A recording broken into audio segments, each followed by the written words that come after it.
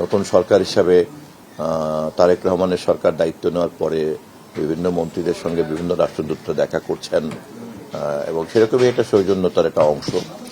ইতিমধ্যেই অন্যান্য রাষ্ট্রদূতরাও ইতিমধ্যে অন্যান্য মন্ত্রীর মতো আমার সঙ্গেও সৌজন্য সাক্ষাৎ করেছেন। মার্কিন যুক্তরাষ্ট্রের রাষ্ট্রদূতের সাক্ষাৎটা আজকে হলো এবং এরকম একটা সৌজন্য সাক্ষাতের মাধ্যমে আমরা পরস্পরের যে বন্ধুত্ব, বিশেষ করে আমাদের গার্মেন্টস রপ্তানির ক্ষেত্রে সবচেয়ে বড় ডেস্টিনেশন হচ্ছে মার্কিন যুক্তরাষ্ট্র, আমাদের মানবিক সহযোগিতার ক্ষেত্রে সবচেয়ে বড় দাতা হচ্ছে তারা, রোহিঙ্গা সমস্যা সমাধানের ক্ষেত্রে সবচেয়ে বড় অংশীদার হচ্ছে তারা। সেই বিবেচনায় আমাদের বন্ধুত্বকে আমরা আরো সামনের দিকে এগিয়ে নিয়ে যেতে চাই, এক। আর দুই হলো, আমরা এখন একটা চ্যালেঞ্জ মিডিয়া সিচুয়েশনের মধ্যে আছে সারা পৃথিবী, এবং মার্কিন যুক্তরাষ্ট্রের মতো এরকম একটা প্রযুক্তিগতভাবে উন্নত একটা দেশ এই নতুন ইকোসিস্টেমকে তারা কিভাবে ম্যানেজ করে এ ব্যাপারে আমরা পারস্পরিকভাবে আমাদের কিভাবে সহযোগিতা বিনিময় করতে পারি, এটাই ছিল মূলত আলোচনার বিষয়।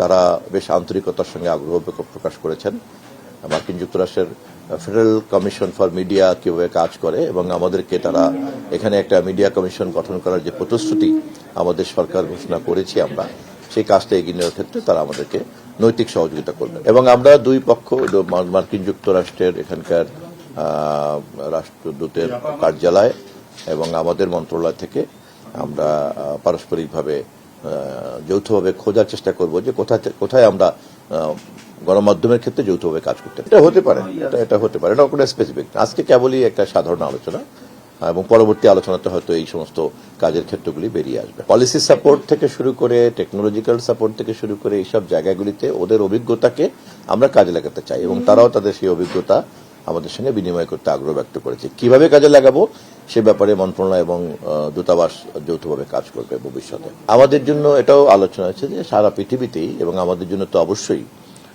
মিস ইনফরমেশন এবং ডিসইনফরমেশনকে কমব্যাট করাটা একটা প্রধান চ্যালেঞ্জ। তথ্য মন্ত্রণালয়ের দিক থেকেও এটা আমাদের জন্য একটা এখন যুদ্ধে পরিণত হয়েছে।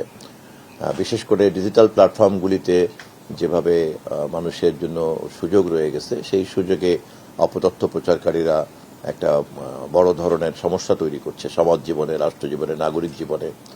এবং সেই ক্ষেত্রে রাষ্ট্র এবং সরকার কিভাবে জনগণকে এই অপতথ্যের হাত থেকে সুরক্ষা দিতে পারে, এটা আমাদের জন্য একটা বড় চ্যালেঞ্জ। একসময় চ্যালেঞ্জ ছিল গণমাধ্যমের ফ্রিডম, এখন শুধু ফ্রিডম নয়, ব্যালেন্সড ফ্রিডমটা কিন্তু একটা ইম্পর্টেন্ট। কারণ যারা ফ্রিডম এক্সারসাইজ করছেন, সেটা প্রতিষ্ঠান হোক অথবা সেটা ব্যক্তিই হোক, বিশেষ করে যখন সোশ্যাল মিডিয়াতে আমরা দেখছি যে এই ফ্রিডমের অপব্যবহারটা এমন হচ্ছে যা সাধারণ মানুষের জন্য অনেক বেশি ভুক্তভোগী হয়ে পড়ছেন তারা।